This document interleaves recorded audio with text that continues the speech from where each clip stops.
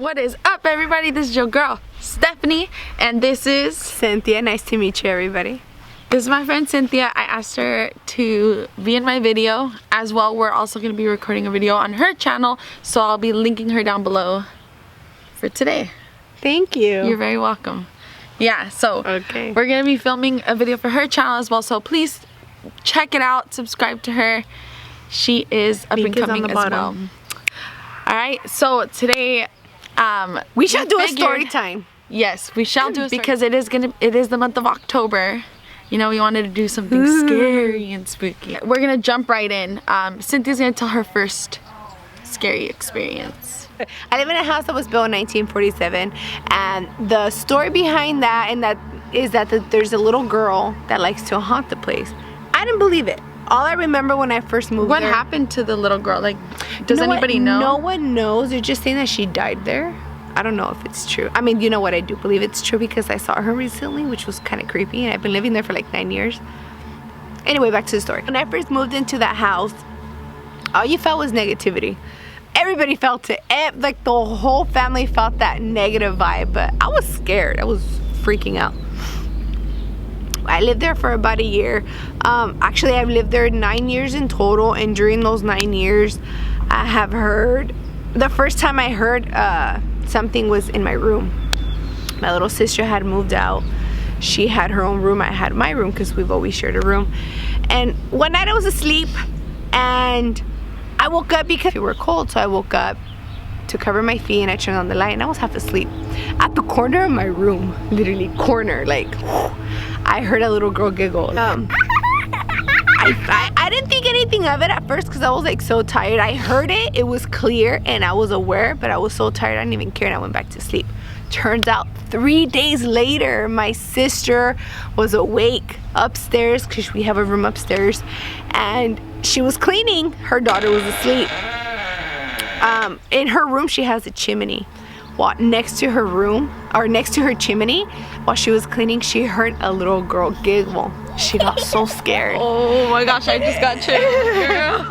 She got so scared. Maybe because it's cold outside, I don't know. She got scared.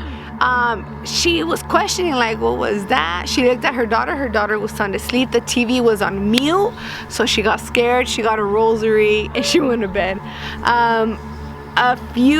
I would say forward of about a month later, I was in the bathroom with my little sister, and during that time we had a computer in the garage, but my mom had to lock the garage because she didn't want anybody in there to use a computer. While my little sister snuck in through the window, she used the computer, got out, turned off the lights, locked the door, she left. She met me at the bathroom because we were about to bathe our dogs. I was sitting on the tub getting ready to bathe my old man. I call him Tequila, and it's her dog. My dog, my little ankle biter, he's a little chihuahua. I was sitting at the edge of my bathtub getting ready to bathe him. She left to the kitchen to go get something, and as I sat there ready to bathe him, the shower, which is separated from my tub, turned on by itself, and I froze, and I was like, what the heck? Like, and then she comes in running. She's like, the garage light turned on by itself. Oh my gosh, I know it was off and it turned on. That was the second experience, actually third if you include my sister's experience that happened. We just, you know, shrugged it off, whatever. I would say about a year later, my mom, she's a smoker. She was outside smoking, and my sister was outside with her in the backyard. In the backyard, my nephew, we had a fire truck that my nephew had. It had gotten wet. It didn't work. You would push the buttons, did not light up, nothing lit up. And they were sitting in the backyard talking, and all of a sudden that fire truck started lighting up on its own, and then it started moving on its own, and they were looking at it. They weren't scared, they were just looking at it like, what the heck is going on? They didn't tell me anything about it until now. Forward like 8 years, whatever, 6, my cousin was staying in my room where I heard the giggle for about 2 months. I posted it on Facebook that there was a little girl haunting my house. My cousin commented. It's creepier when it's children. It is. It's really scary. I posted on Facebook that there was a little girl that haunted my house. My cousin commented, and she's like, you know what, cousin? I thought I was going crazy, but I heard a giggle 4 times when I was in your room. And she thought it was her son, but it wasn't her son. 4 times. 4 times. To top that off, my niece, when she was a little girl, and she was upstairs, she would always come down saying that she was playing with her friend. We had no little girls there that... She didn't even have an imaginary friend. She would literally say, oh, the little girl, you know, she took my movie, or I'm gonna go play with my little friend. She was upstairs and we had no one was there. My sister would check and no one was there. The most recent one was the scariest one. So my little sister, I took my little sister, I'm gonna forward a few years.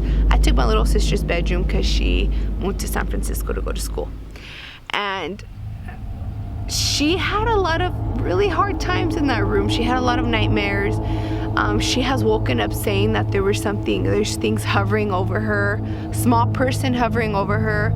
She's had dreams of demons. It's crazy. That room is crazy, right? I didn't think anything of it. I was happy to get that room. One night, this happened maybe like about a month ago, I was in my room asleep. It was me, my sister's dog, and my little ankle biter. And I was laying down, and all of a sudden I just woke up. I just opened my eyes and I looked to the foot of my bed. There was a little girl sitting on my bed looking at me. She had long hair with pajamas, long, you know, those long pajamas, like those old school pajamas, the long ones. It was white, and then it had like little black or purple flowers on them. And she looked at me and I looked at her and I went, and I screamed. But then I snapped out of it because I knew who it was. And the moment I screamed, she completely disappeared. She just disappeared. And my mom came running. She's like, what's going on? I'm like, I saw her. Mom, I saw her. She was at the foot on my bed. No recent activity lately, but that was the last time we have seen or heard from her. Oh, heck. I'm not going to your house anymore. And you know what's weird? My dogs didn't even sense her. They're probably all used to her. I have never really had an experience, but I did have one experience, and this was really creepy. So one night I was sleeping, and this was when I still lived with my mom. My mom and I used to share a bed. I remember I was dreaming, you know, I was sleeping next to my mom, and I just remember I woke up, but I was on my side. On the side of my bed, I woke up, and I automatically felt like this fear just like going through my body. But you know how like when you feel fear, you feel like somebody's watching you, but you just kind of like ignore it, so you just keep like sleeping. Yeah. But your heart's like kind of pounding a little bit, like you're scared, you know? All of a sudden, I just get pushed like this, like from my side to like my back, and I look, and there's like this black, almost like a black cloud, like hovering at the foot of my bed. And then all of a sudden it was legitimately like on the foot of your bed? It wasn't like on the foot of my bed, like it was floating. It was like floating upward. Okay. And then it came towards me like a comet, like, you know, and I was like and it pushed me back, and I couldn't move, I couldn't talk, I couldn't say anything. I was like paralyzed completely. That's creepy. That I was like, I couldn't do anything. And like I was kind of like going, my mom said that at that moment I was like that's all she heard from me. She put her hand on me and she's like, what's wrong? And then once she did that, like it, like whatever it was, released me, and was like, I was like, oh my gosh, Mom. And I told her, and my mom was like, just go back to bed. She didn't even care. Dang. Didn't even care. There's a lot of people who say it's like pesadilla. Sleep paralysis. There's always a spiritual thing behind it, though. Yeah, that's what I think too. Those like entities, those evil things, like, do exist. That's like probably my only experience that I've had. I had a similar experience like that too, but mine was I had just finished praying. I think I had just finished praying, and it was in the morning, and I laid down on my bed, and I was ready.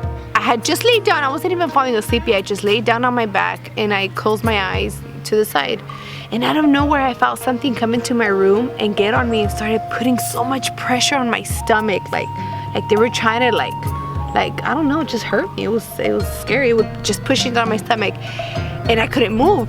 And the more I tried to rebuke it in Jesus' name, it would same, because I tried rebuking whatever that was in the name of Jesus, and like I didn't have the words to do it. That's why I was like, like I was trying to do it. And it's like the more you said it, the more it did it, huh?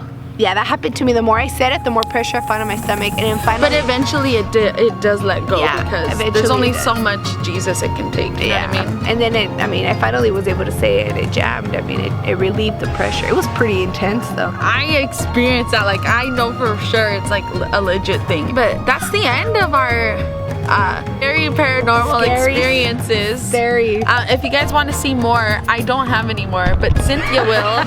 And you could probably watch that on her channel. I am gonna link it down below.